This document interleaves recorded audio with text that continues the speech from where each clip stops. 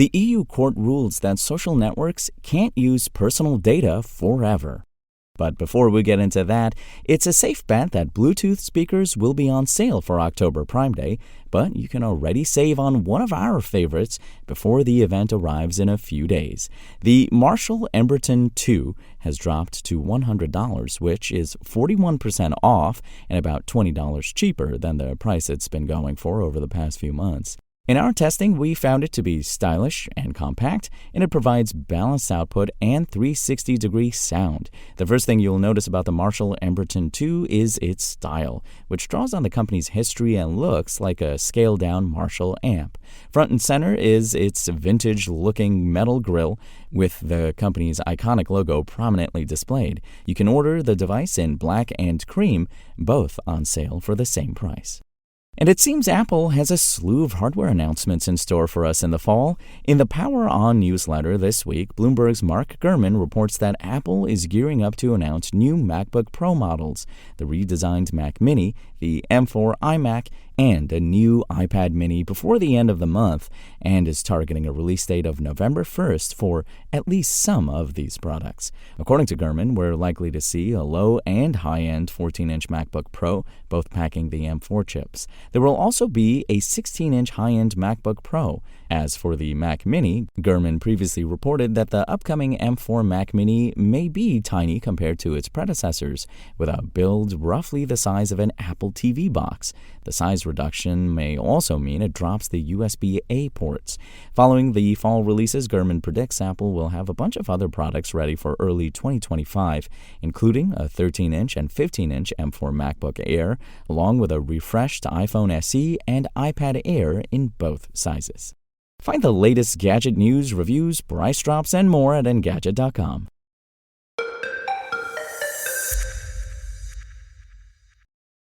Once again, the European Union has issued a ruling preventing Meta from going too crazy with user information. The top court in the EU ruled that limits must be put in place for how long Meta and other social media networks can use people's information for ad targeting strategies. TechCrunch reported that the EU's highest court sided with an earlier opinion published in April by a court advisor.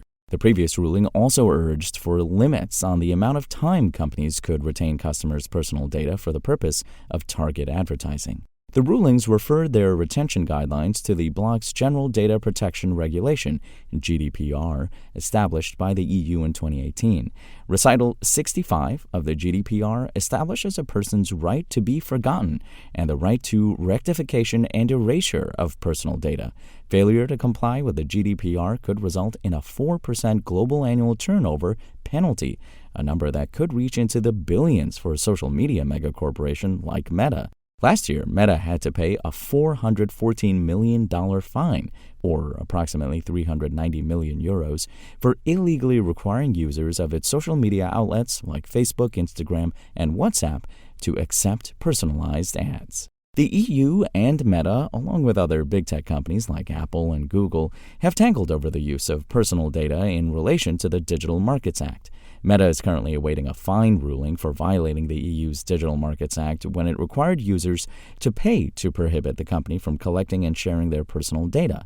Last year, the EU's Court of Justice ruled that Meta needed to obtain consent before delivering personal ads to users in the region.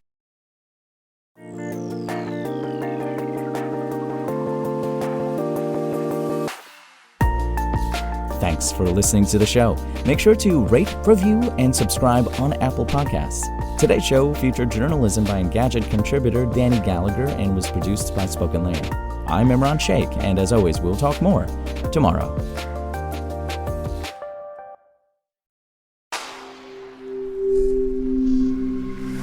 Spoken Layer.